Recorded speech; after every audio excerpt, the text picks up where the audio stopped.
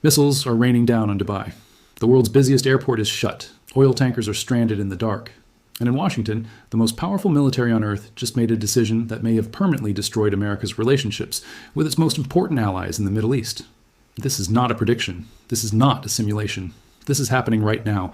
And by the end of this video, you will understand exactly why the next 72 hours could reshape the global economy, the balances of power in the Middle East, and the future of every single nation that depends on Gulf oil. Stay with me. Because what Iran did inside the Strait of Hormuz, we will get to that, will leave you speechless. Let us go back to February 28th, 2026. It is 2:30 in the morning, Eastern Standard Time. While most of the world D is asleep, Donald Trump appears on Truth Social in an 8-minute video that will change the course of history.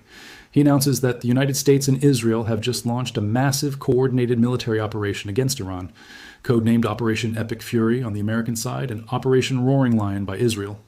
Strikes hit Tehran, Isfahan, Qom, Karaj, and Kermanshah simultan. Usually, the goal, Trump says openly, is regime change. Not containment, not negotiation, regime change.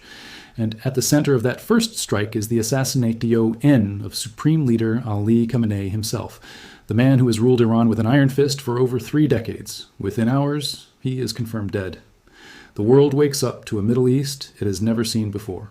Now here is where the story gets complicated.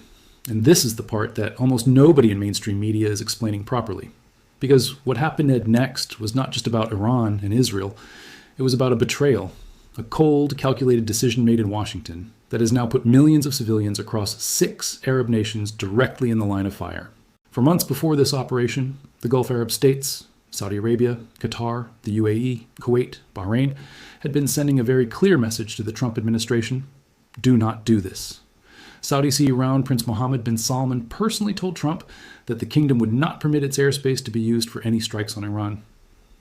Qatar publicly stated the same. The UAE stated the same. Turkey made the same declaration. These nations understood something that Washington apparently chose to ignore. If you strike Iran, Iran will strike back. And the Gulf is where America's BSs are. The Gulf is where Iran's missiles will land.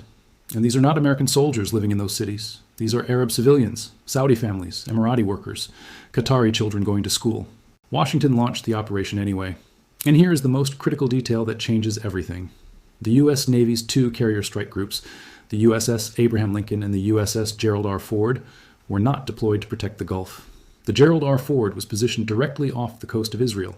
Its mission was to defend Israeli airspace.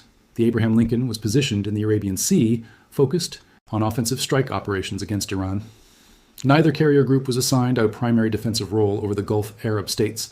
Neither group was here to intercept the Iranian missiles flying toward Riyadh, or Dubai, or Manama.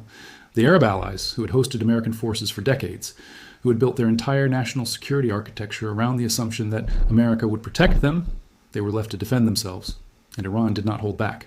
Within hours of the first American and Israeli strikes, Iran's Islamic Revolutionary Guard Corps launched what can only be described as a regional firestorm.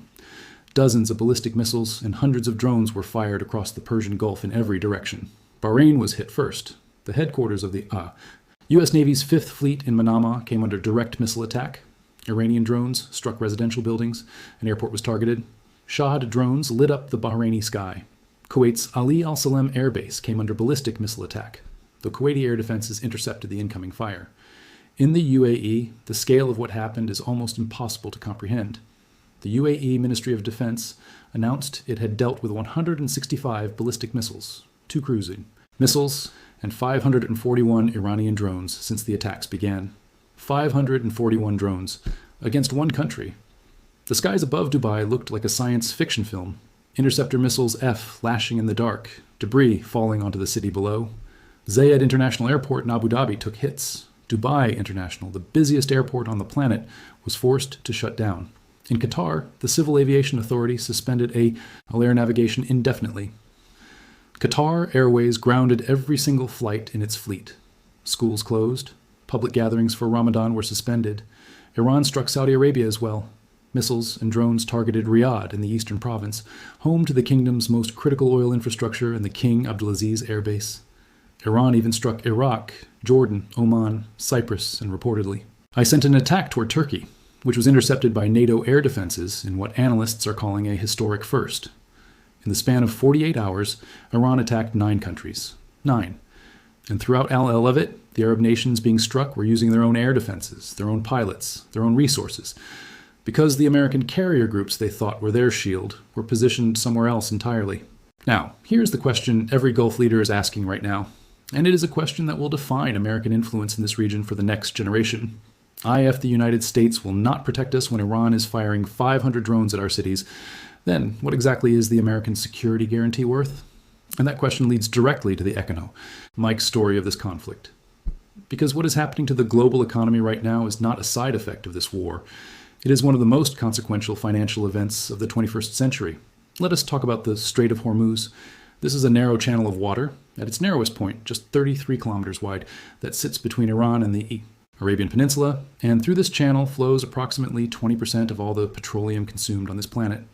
Every single day, roughly 21 million barrels of oil pass through the Strait of Hormuz. Saudi oil, Emirati oil, Kuwaiti oil, Qatari liquefied natural gas, the lifeblood of the global industrial economy. Iran has now effectively closed it. Since the conflict began, sea vessels operating in the Gulf received emergency notification about the closure of the strait. And the numbers confirm the reality on the ground. 150 freight ships, including dozens of oil tankers, are currently stalled behind the strait. They cannot move forward. They cannot deliver their cargo. The pipelines of the global energy market have been cut, and the consequences are not theoretical. They are already here. Oil prices surged the moment the first missile landed. Stock markets across Asia fell sharply, with one of the worst sell-offs recorded in Seoul in recent memory. Analysts are now projecting that if the Strait of Hormuz remains effectively closed for another 2 weeks, we could be looking at oil prices that trigger a global inflation spike, unlike anything seen since the 1970s energy crisis. Countries in Asia that import nearly all of their oil from the APAN, South Korea, India, China, are watching these events with a level of alarm that their governments are struggling to conceal. The shipping insurance rates for vessels attempting to transit the Gulf have gone through the roof. Freight companies are rerouting around the Cape of Good Hope, adding weeks and enormous costs to every delivery. Every product that uses petrochemicals, which is nearly everything you buy, wear, or drive, is about to get more expensive. And here's the detail that most financial analysts are not talking about enough. The United States, which imports far less Gulf oil than it did 20 years ago due to its own shale production, Volution is somewhat insulated from the immediate oil price shock, but its European and Asian allies are not. Germany, France, Japan, South Korea, these are the economies that are staring down the barrel of an energy crisis they did not start and cannot control. And they are watching an American president who chose to launch this war without full consultation with his allies, who positioned his military assets to protect Israel rather than the Gulf. A&D, who has now left the global economy to absorb the consequences. That tension between Washington's strategic priorities and the economic survival of the rest of the democratic world is going to be one of the defining geopolitical fault lines of the coming decade. But there is still more. Because while all of this is happening in the Gulf, on the other side of the battlefield, Iran is running out of room to maneuver, and that is when the most dangerous moments in any war arrive. Over 1,000 people have been confirmed killed inside Iran since the strikes began. More than 200 munitions H have been dropped across 24 of Iran's 31 provinces by Israeli and American forces. Iran's air defenses have been systematically degraded. Its naval sea Nammunad's capabilities have been severely damaged in the Gulf of Oman, with more than 20 Iranian warships reported destroyed by U.S. forces. A U.S. submarine sank an Iranian warship in international waters off the coast of Sri Lanka. A military action occurring thousands of miles from the primary theater of war, demonstrating the extraordinary global reach of American naval power. The CIA is reportedly arming Kurdish forces along the Iraq-Iran border with the goal of encouraging a popular uprising from within. The supreme leader is dead. The Iranian government's mourning ceremony for Khamenei was postponed, a remarkable public signal of how much pressure the regime is under. Iran cannot project stability. It cannot even hold a funeral. And yet, Iran is still firing, still launching. The IRGC has announced that its ground forces have entered battlefield operations. Naval operations are targeting U.S. military ships, Iranian state IOST dangerous kind, which brings us to the question that every intelligence agency in the world is trying to answer right now. What happens next, and what does it mean for the rest of us? Trump has publicly said the operation will last 4 to 5 weeks. Defense Secretary Pete Hegseth has SA'd the U.S. operation is still in its early days. The U.S. Senate is debating a resolution to limit Trump's ability to continue military action without congressional approval, a vote that reflects deep anxiety in Washington about where this is heading and with what legal authority. The United Nations is calling for de-escalation. Russia has warned that Iran's Bushehr nuclear power plant is in danger from strikes, and that explosions have been heard near its perimeter. The IAEA has confirmed that damage is visible near the Isfahan nuclear site, though it says no nuclear material has been compromised. Yet. Meanwhile, the Arab Gulf states that were supposed to be America's cornerstone allies in this region are quietly but unmistakably reassessing their relationship with Washington. Qatar, that Iran stop targeting Gulf countries. Saudi Arabia issued statements of solidarity but is processing the reality that its capital was hit and its oil infrastructure was targeted, while the American military was positioned to protect Tel Aviv. The Gulf Cooperation Council's collective nightmare scenario, being caught in the middle of an American-Iranian war on their own soil, has become reality. In America, the power that was supposed to prevent exactly this chose a different priority. That is the story that will be told in history books, not just the missiles and the warships and the assassinate, Ted, Supreme Leader, but the moment when the Arab states of the Persian Gulf looked at the movement of the U.S. Navy and understood in real time exactly where they stood in America's strategic calculus. And the moment the global economy realized that 20% of the world's oil supply had just become a hostage to a conflict it had no vote in. The Strait of Hormuz is still closed. The fires are still burning in Tehran. The drones are still flying over Dubai. And the world is waiting to find out whether this ends in 4 weeks, as Trump promised. Or whether the next decision made in a bunker in Tehran, or in the Oval Office, or in a carrier strike group somewhere in the Arabian Sea tips this into something that no algorithm, no model, and no analyst has fully priced in. We will be watching. We will be reporting. And if you want to understand what happens next, not the headlines, but the strategy, the economics, and the real power shifts happening beneath the surface, make sure you are subscribed.